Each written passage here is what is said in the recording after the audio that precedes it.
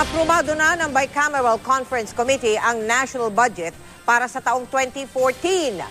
Porkless o wala na raw kasamang Priority Development Assistance Fund ang mahigit 2 trilyong pisong budget. Nakatutok si Jam Sisante. Alinsunod sa utos ng Korte Suprema, porkless na raw ang panukalang 2014 budget na inaprobahan kanina ng Bicameral Conference Committee sa loob lang ng 1 oras. Ang mga kongresista, nilipat na sa 5 ahensya ang nauna nilang Priority Development Assistance Fund o PDAF. Hindi na rin sila pwedeng tumukoy ng proyektong patutunguhan ng pondo kapag pinasa na ng Kongreso ang budget. So no more post-enactment participation ang members of the House. So all activities, we would say intervention, are made prior to the enactment of the law. Ang ilang senador, nilipat din sa ibang ahensya o sa calamity fund ang kanilang PDAF. Pinili naman ng 15 senador at ni Vice President Jejomar Binay na alisin ang pork barrel nila.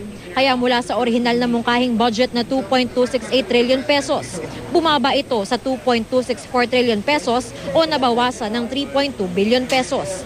Naglagay ang Kongreso ng mas striktong mga patakaran sa paggamit ng pondo.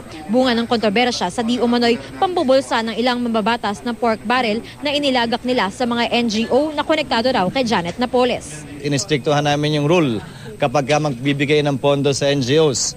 Savings, realignment at lump sums, naglagay kami ng mas klarong provision ng reportorial and utilization. So hindi tulad ng dati, yung mga pinanggalingan ng anomalya, sinubukan naming isara yung mga loopholes na yun.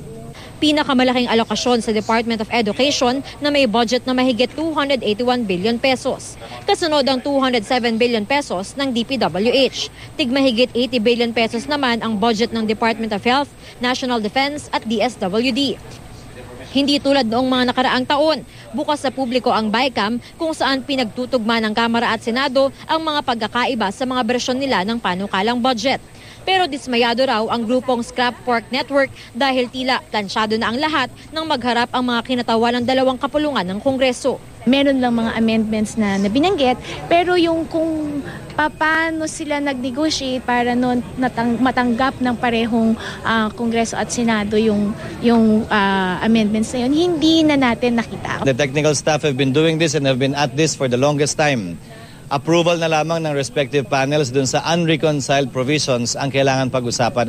Kasama rin sa inaprobahang budget ang 100 billion pesos na rehabilitation fund para sa mga lugar na sinalanta ng bagyong Yolanda, Santi, Labuyo, Vinta, Odette, Pablo at Sendong.